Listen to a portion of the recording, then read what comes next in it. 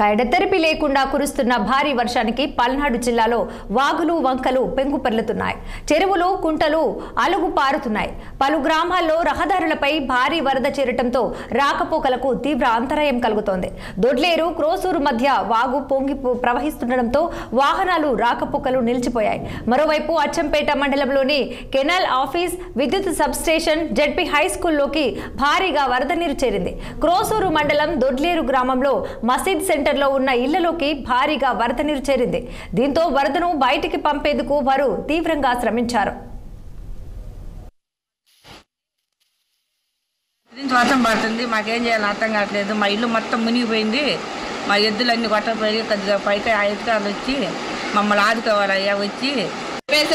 మా దొడ్లేరు గ్రామం, ఇక్కడ వాటర్ ట్యాంక్ బజార్కి నీళ్లు బాగా వస్తున్నాయి. రాత్రి నుంచి ఎడతెరకుండా వర్షం కురుస్తుంది. ఇక్కడ మాకు ధాన్యం మొత్తం కొట్టకపోయింది.